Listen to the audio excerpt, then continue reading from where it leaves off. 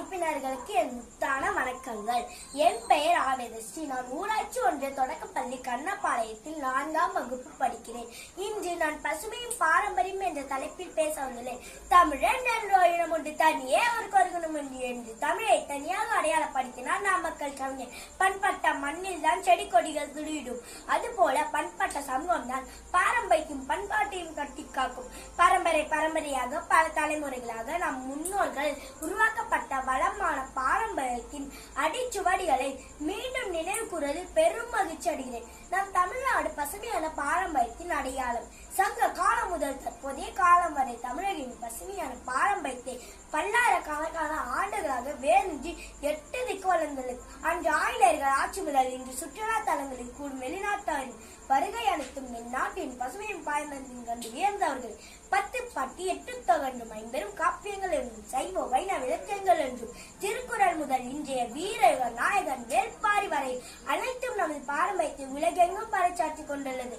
உலகில் பல கலைகள் இருந்தாலும் நமது பாரம்பரியத்தை உயர்த்தும் விதமாக பரதம், வில்லுப்பாட்டு, கும்மி, தெருக்கூத்து என்றும் விழாக்களில் தை திருநாள், தமிழர் புத்தாண்டு, தீபாவளி, கார்த்திகை திருநாள் என்றும் பசுமையும் பாரம்பரியம் மாறவில்லை. அது மட்டுமா, எத்தனையோ உணவுகள் இருந்தாலும் இன்று இட்லி தோசைக்கும் கொழுக்கட்டை பணியாரத்திற்கும் அடிமையாகுதவர்கள் யாரேனும் உண்டோ?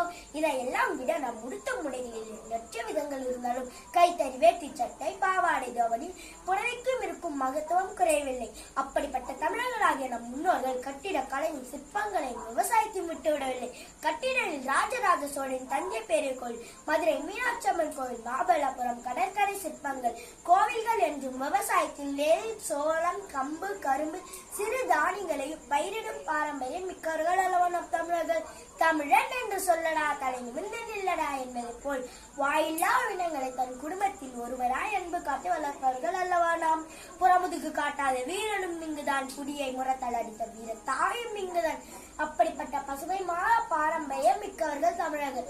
தாம் பெற்ற பிள்ளைகளுக்கு பெயர் வைப்பது போல் நாம் நடும் செடி கொடிகளுக்கும் மாடு கன்று பெயர் வைத்து மகிழ்ந்த நம் முன்னோர்கள் பசுமையுடனும் பாரம்பரியத்துடனும் இணைந்து வாழ்ந்தவர்கள். திசை 8 ஆக்கி, திசை 7 ஆக பிரித்து, சுவையை 6 ஆக்கி, நிலத்தை 5 ஆக பிரித்து, காற்றை 4 ஆக்கி, மொழியை 3 ஆக பிரித்து, வாய்க்கு அகம் புறம் என 2 ஆக பிரித்து இறைவன் ஒருவினை என்றது என் பாரம்பரியம். அப்படிப்பட்ட பசுமையும் பாரம்பரியம் நாமும் பேணி காப்போம் என்று கூறி பேச வாய்ப்பு தந்தவங்கள் அனைவருக்கும் என் நன்றி, வணக்கம்.